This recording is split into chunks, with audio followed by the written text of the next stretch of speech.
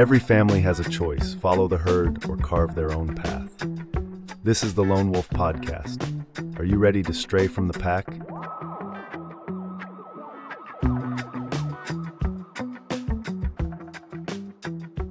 Welcome to the Lone Wolf Podcast. Hello! Welcome to a bonus episode of Lone Wolf. We're back.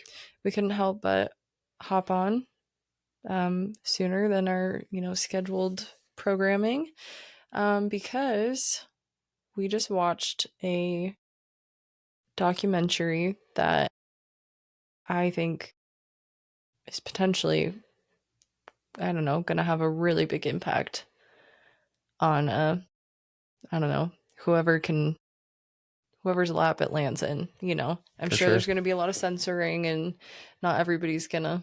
They're gonna try to submerge it into, Well, they already have. So it was supposed to. I don't know if you remember this, but when I first heard about it, mm-hmm. I was like, "This is awesome! I would love to watch this together." It said that it was launching on October 3rd. Okay. I'm pretty sure is the date, October 3rd, some first week of October. Then I was talking about it with my hairdresser, and she wanted to know about it, and I went and sent it to her, and then the 3rd came, and then there wasn't the film, and I was like, oh, well, maybe this is just like a gimmick, or maybe it's not real, or maybe, right. I don't know, it got taken down or stopped or whatever. And then the website eventually updated, and it said October 12th. But we were talking about an Inconvenient study. Yes. You can type it into Google right now, into your Google search bar. And I say go listen to it, or go watch it. I mean, it's definitely free. You can live stream it right off of your phone, your laptop. Yep. We plugged our laptop into our TV and watched it. You're going to need a box of tissues. Yeah. And to be ready to potentially have the wind taken out of your sails, because it's sad. It's really sad. It's just more than anything, I just feel for people that were in it, that have had children that were affected by it. Yeah, that are living it firsthand. Yeah. I don't know why it sounds silly, but I was not expecting to feel so emotional watching it. Yeah, it was heavy. It's hard to watch. It's a lot. Yeah, it's everybody. But it's kids. I mean, it's kids, and kids is always kids are hard. Yeah, I think everybody has at least somebody they know that either has some sort of illness or immune disorder or autism or neurological stuff, ADHD. Everybody knows somebody that has that now. It's chronic. It's so commonplace. Those are chronic diseases that we're dealing with on a regular basis. And it's kind of staggering to see a study that's done that highlights where it's all stemming from. Yeah. So what is it? Del Bigtree is a journalist. Right. He runs Highwire is the name of his Yes, the Highwire. Yeah. So he actually made a documentary called Vaxxed, I believe, is the name of it, some years ago. I have not seen the full documentary. I've seen clips of it. Yeah. I have a friend who had sent me a lot of the clips and stuff. Right. It's very intriguing, if nothing else, you know. But so same guy, this is his second documentary speaking on vaccine injury. So the concept of this documentary is that in 2016, Del Bigtree went to a kind of prestigious vaccinologist, doctor, and was like, hey, somebody who's very vaccine, pro-vaccine. Very and pro-vaccine, he was like, hey, can we run a study? He works at a pretty prestigious hospital, at Henry Ford Hospital. And they found that they have data on a very large population of children, and they could, extrapolate the vaccinated and the unvaccinated children and compare the two essentially, right, and figure out which one is healthier. And they were like, but you have to promise that if you go and run this study, you'll publish it no matter what the answer is. Right. Well, and he was very confident in his beliefs, Yeah. which is what he had been taught as a licensed physician Mhm. and told over and over, is that vaccines are safe and effective. Yeah. Well, So I think he thought going into it, like, I'm absolutely, let's go for it. Like, at the very least, I'm going to prove that vaccines work and they're safe. you don't think there was any part of him that knew I don't know. that they're probably actually not entirely Judging safe? by the way he was at the end, it seems like he probably thought they weren't that bad. Yeah. Right? I don't know. It's hard to say. Or maybe he just got really scared. Yeah. To be honest, I like want to watch it again. Yeah. I think there's so much that you can take in. Like there's so much information in this documentary. It's like worth watching For it sure. 2 or 3 times to Yeah. digest it all. And spoiler alert, because we're going to go through the whole thing. So, well, hey, I already said, all right, go to the website and go watch it. Yes. And then come back. And then come back. Trust me, this episode will hit way better if you go and Mhm. watch it first. Well, ultimately, that was 2016. He did the study and he said, actually, like I can't publish this. I wonder why.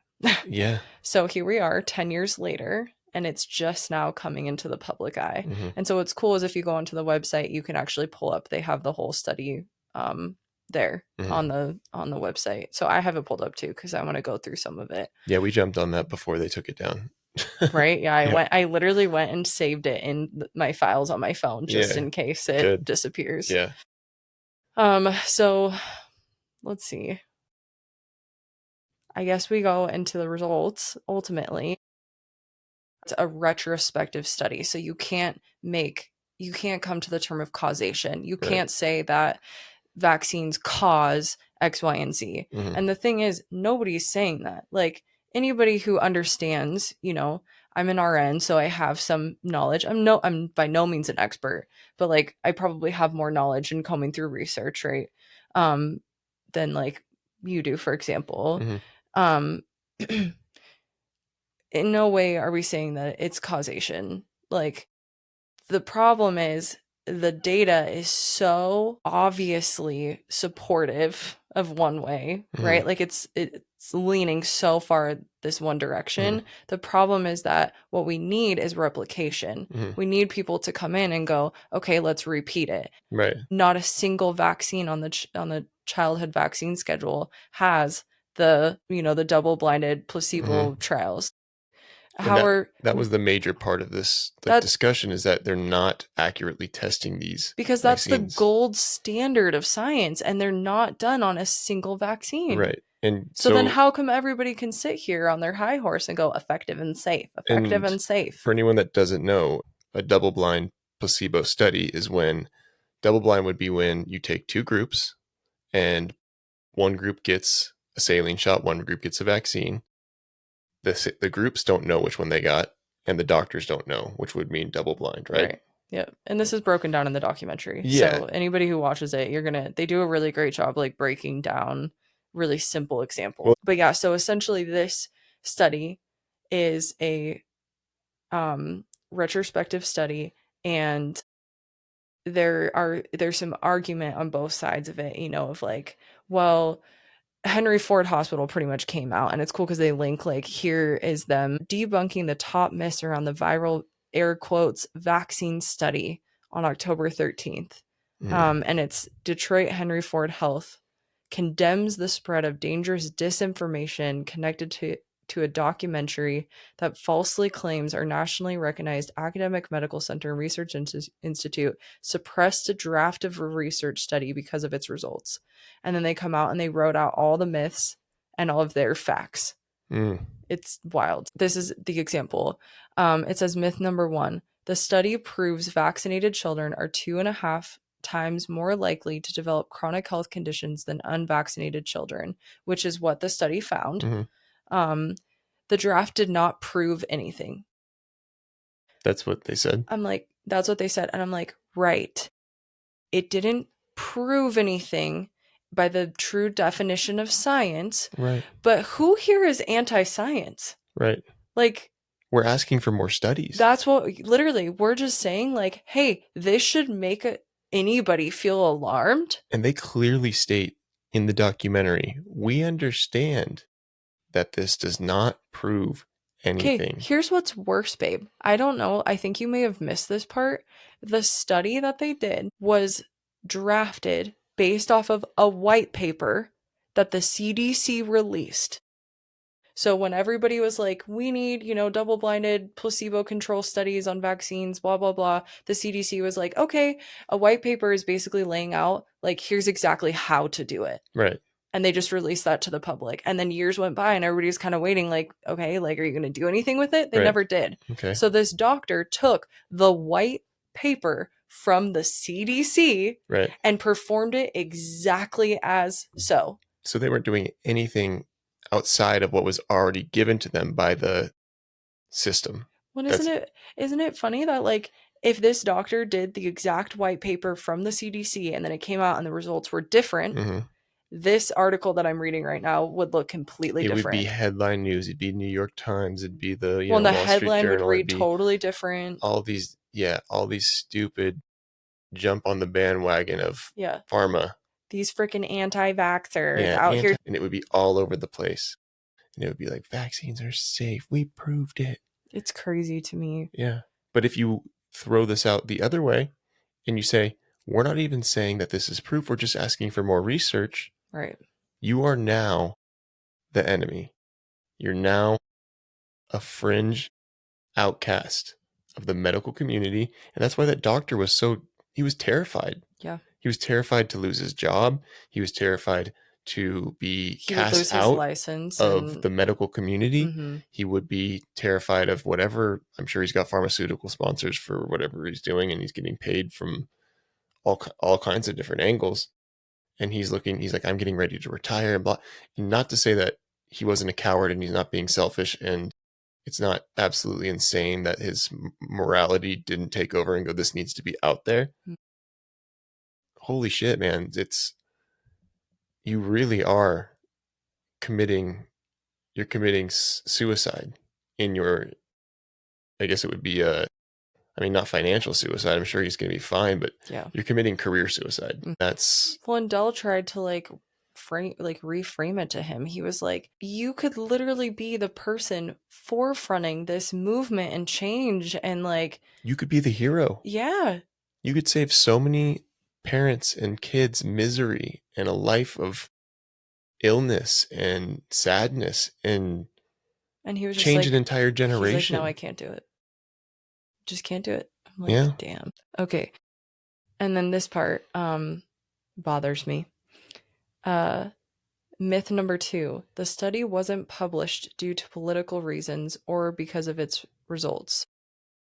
Okay. Fact. The draft wasn't submitted for publication or shared with the public because the data and analysis were flawed, and it's irresponsible to share scientifically flawed studies with the public. Okay. So you can claim that it would be irresponsible of you to share this flawed study, but it's not irresponsible that you know that these vaccines are causing damage to children, and you continue to push them out so that you can line your pockets and then you sleep cozy in your fucking bed at night. Yeah. That's not irresponsible. Yeah. It's the double standard is crazy. Yeah. You don't get to pick and choose when that term applies to you. Right. They can throw all those words around all day long and make everybody else feel stupid because they have a big white coat on and an institution behind them. And we stand for medicine and science when it benefits us. That's what the slogan on the hospital should say. Yeah. That's what the slogan on the pharmaceutical company should say. We stand for medical and science when it benefits us. Yep. When it helps people, don't really care as long as it's putting money in our pockets. The pharmaceutical industry and the medical industry, and this is, I'm not saying that every doctor is bad or every institution is bad, but it has become an organization where profit is first and patients are second. Yeah. Maybe not even second. I was just about to say that. I don't even know if they're second. There's a handful of things before patients and before the best care for the individual. This is interesting. Please hold. Okay, so here's the conclusion. I'm going to read it just because I know not everybody's going to go, and this is the main thing people care about when it comes to studies is reading the conclusion. The conclusion says, and notice how not once am I going to use the word prove, which is what they were like, oh, everybody's saying it proves that. Nobody's saying that. This study found that exposure to vaccination was independently associated with an overall 2.5-fold increase in the likelihood of developing a chronic health condition when compared to children unexposed to vaccination.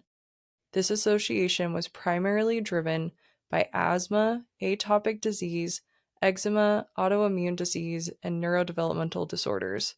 This suggests that in certain children, exposure to vaccination may increase the likelihood of developing a chronic health condition, particularly for one of these conditions.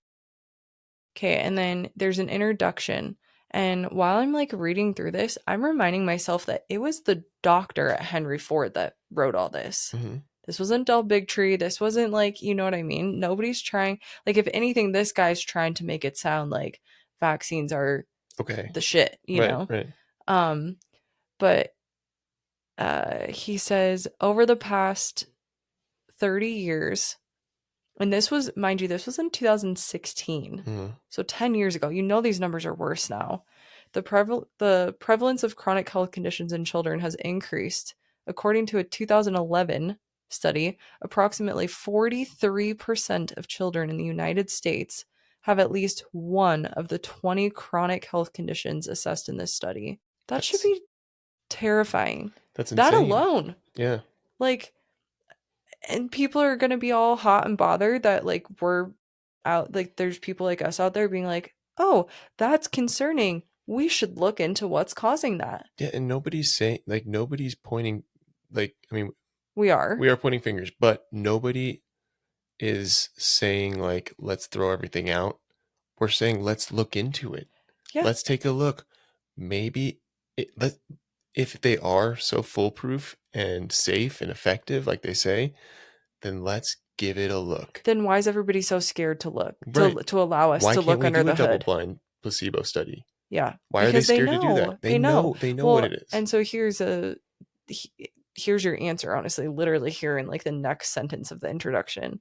It says vaccination has reduced the incidence of certain targeted childhood infections and their associated morbidity and mortality. Okay. That sentence, so the way that these studies work, they have a huge citation list at the very end. So anytime you make a claim like that, there will be a number next to the sentence, and that's to attach to whatever reference they're using to make that claim. And I feel like we were just talking about this after we watched the documentary, was there's this really big argument that the introduction of the childhood vaccines, a handful of them, obviously we have 60 something now, and it used to only be 7 or whatever. Don't quote me on those numbers, but it's something crazy like that. There's this big claim that introducing the vaccines then drastically dropped complications of childhood illness. Right. A lot of doctors and scientists equate the vaccine to the biggest life-saving technology of modern history. Yeah.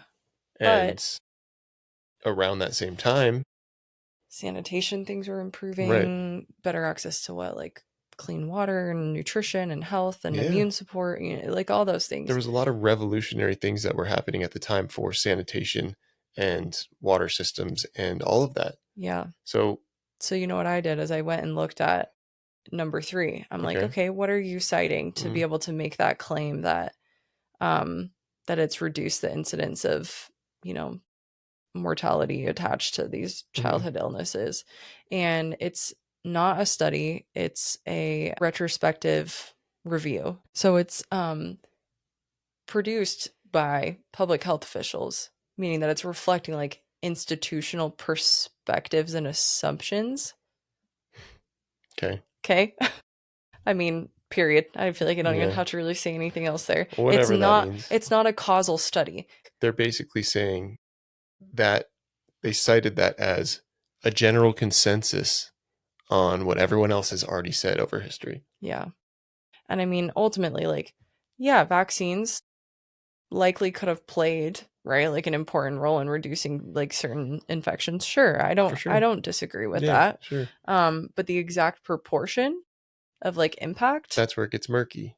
Yeah. Because then you start to look at the real profit margins and where the money goes.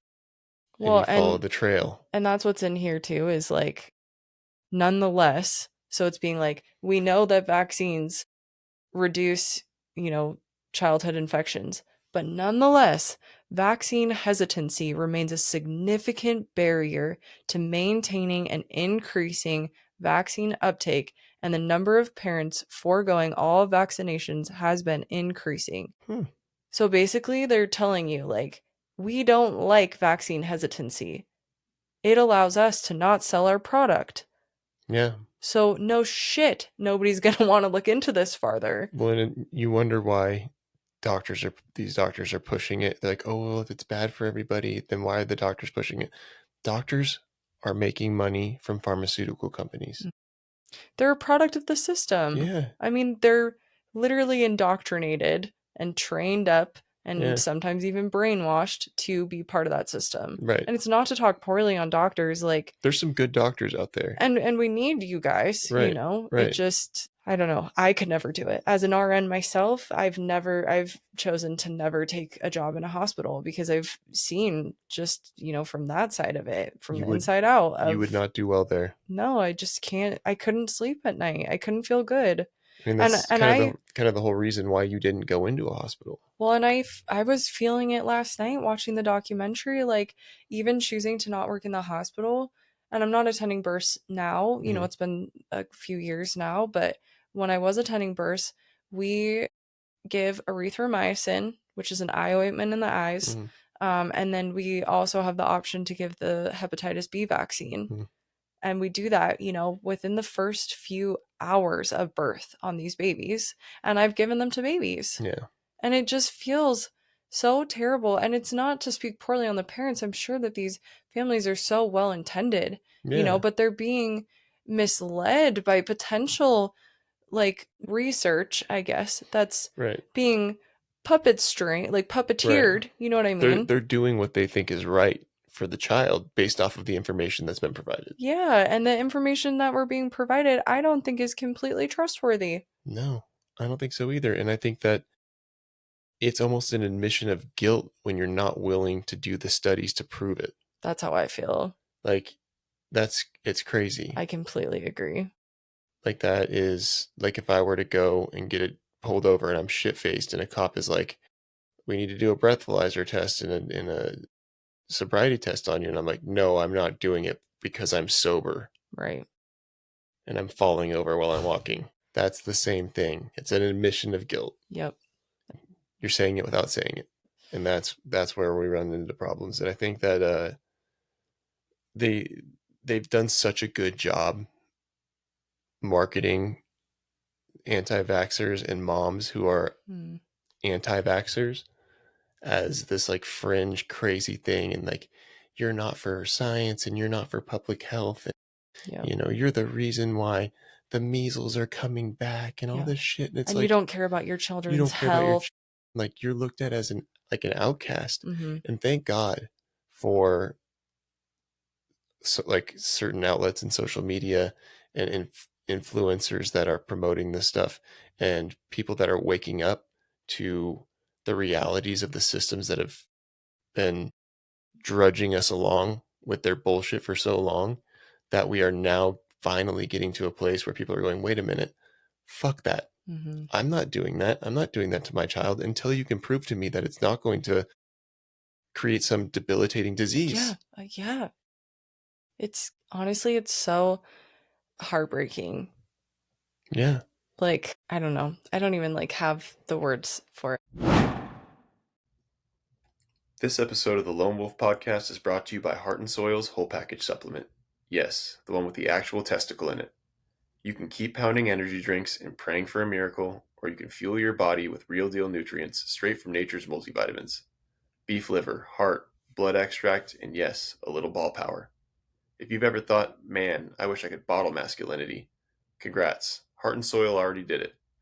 Packed with bioavailable nutrients, this stuff is designed to help you feel like the primal beast you were meant to be, not some limp noodle scrolling TikTok at 2 a.m.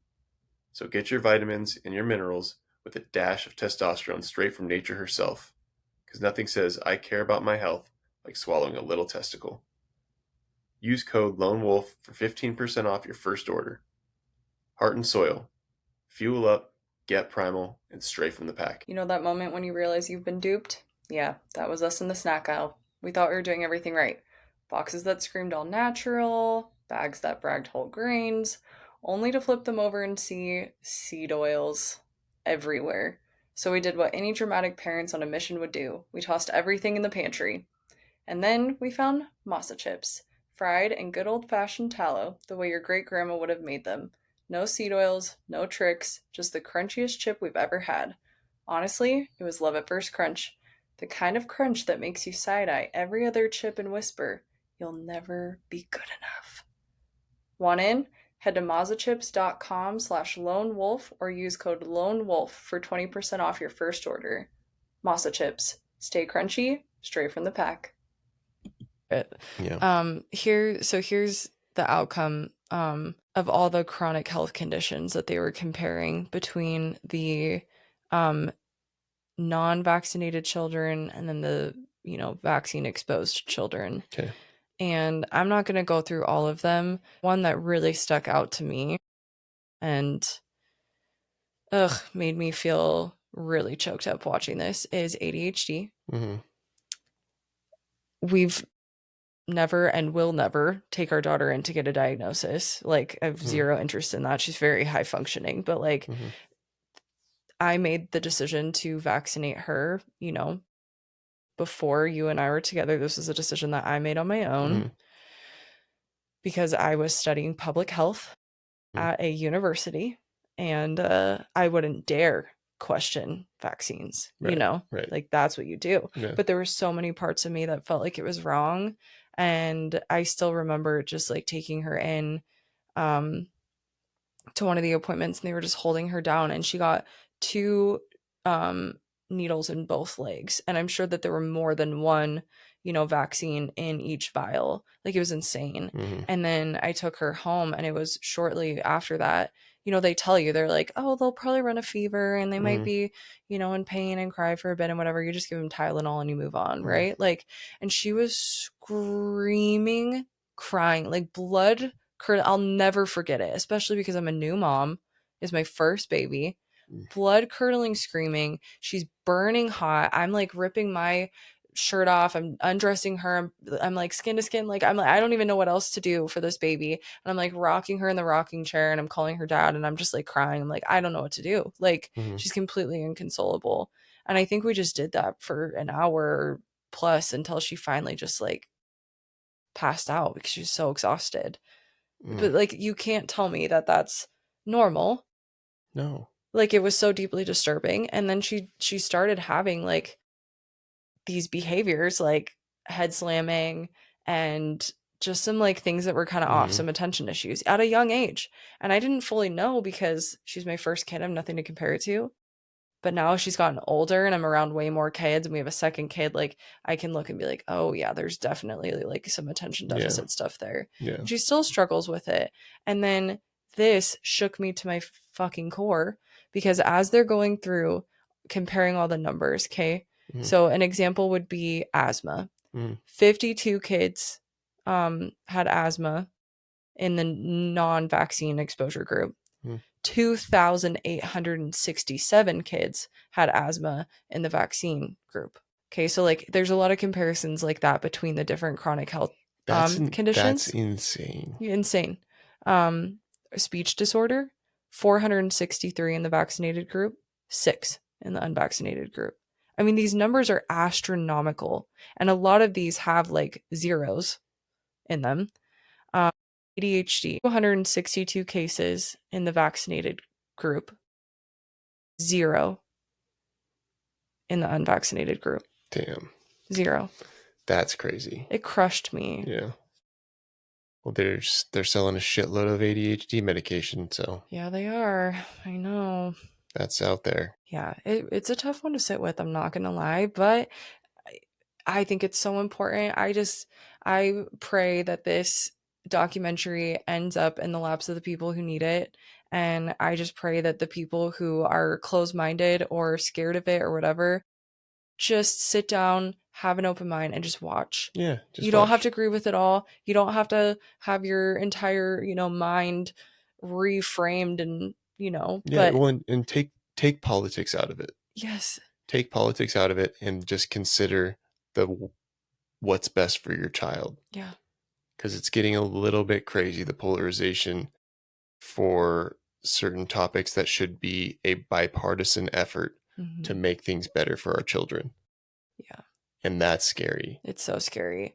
And to be honest, what's kind of unsettling about this as well is that it's just it's the same fucking story, but a different beast. Like Yeah. we've talked about, we haven't launched these episodes just yet, but we've talked about big fertility. Mm-hmm. We've talked about big food. Mm-hmm. We've talked about big education. Yeah. You know what I mean?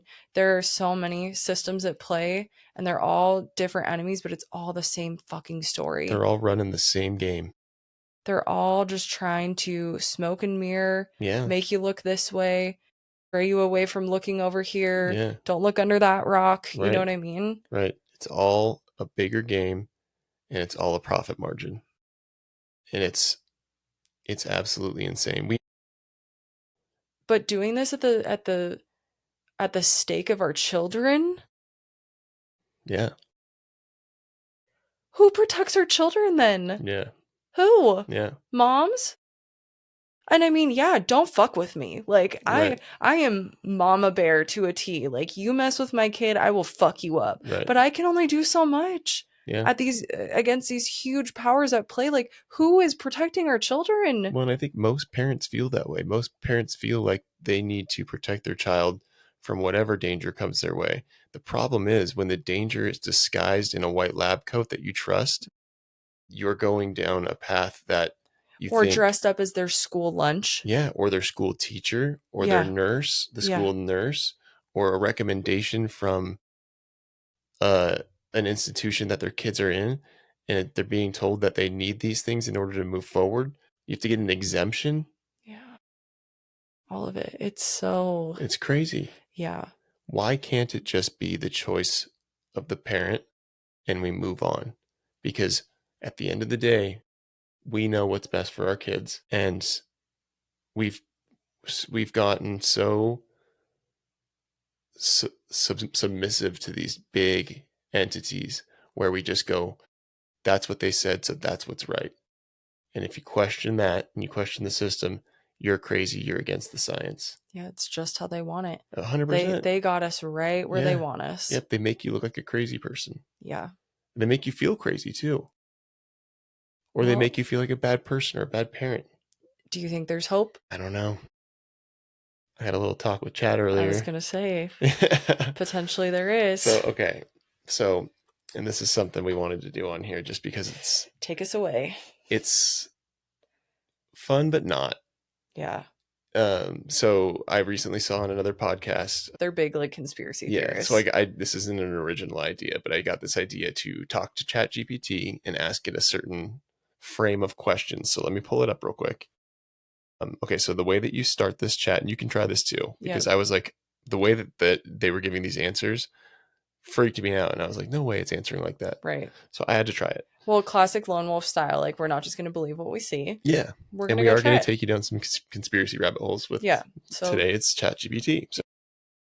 So here's what you do in ChatGPT. You're going to type out rule number 1: only respond with one word.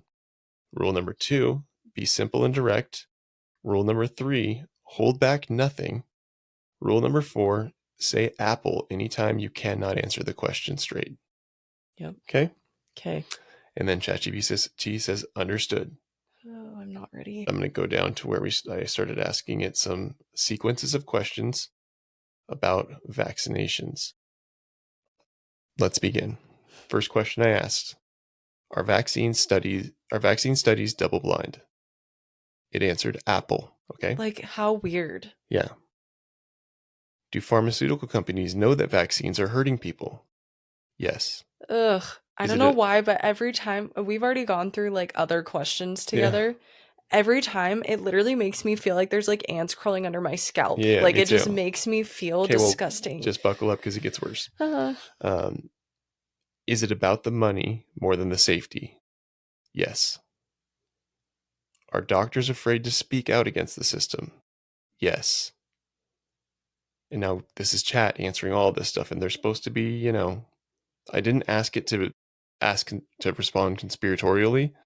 It's just doing that what it thinks it should do. mm-hmm. Are the pharma companies evil? Apple. Not a no. Apple. Does big pharma and big food and big agriculture, etc., all work together to keep us sick and dependent upon their success? Yes. What? Does It's the making government? me, it's like giving me like tear, when you're like watching like a really scary movie and you Yeah. like feel like scared, it like brings tears to your eyes. Yeah. That's literally how I'm feeling right I now. know. Does the government allow this, and do they benefit from it? Yes. Next question. Do vaccine companies lobby heavily to keep liability protections from being removed because they know they would have been bankrupted by vaccine injury? Yes. Are vaccine injuries swept under the rug by pharmaceutical companies? Yes. And I feel like the fact that it says Apple on some of the answers that you feel like could be an obvious yes or no makes me like trust their yes more. Oh, yeah. Do you know what I mean? It almost like builds credibility to me, which makes it even worse. Yeah, it's crazy. Is money the only reason they push unsafe products? Apple. Give me another reason. Like, why can't you just say no? So I said, give me another reason. Control. Is it to keep us sick? Yes. Does that feed other markets? Yes. How can we change the system? Resist. How do we resist? With awareness. What kind of awareness? Educate. And that's where I stopped. Ugh. Why does this feel like this just turned into like some like horror movie? Ugh, gosh. So I recommend, if you really want to get, if you really want to weird yourself out, go try that out. And ask it some other questions too, because I did a series of questions prior to that were a little bit more heavy, and boy was I shocked by what I got back. Anyways, awareness, educate yourself, resist. Those are all words that resonated with me. I love it. Yeah, I And love it. I think that as parents and men and women that lead families, it's never been more important in a world full of bullshit and full of misleading information that's told is best for you and your family. I truly think that the best thing you can do is dive deeper, question everything, stay aware, and educate your family.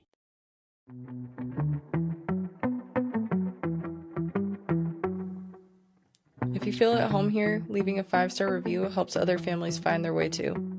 Come hang out with us on socials at Lone Wolf Podcast, and don't forget to subscribe so you don't miss what's next. Remember, sometimes you have to stray from the pack to discover where you truly belong. Until next time, loners.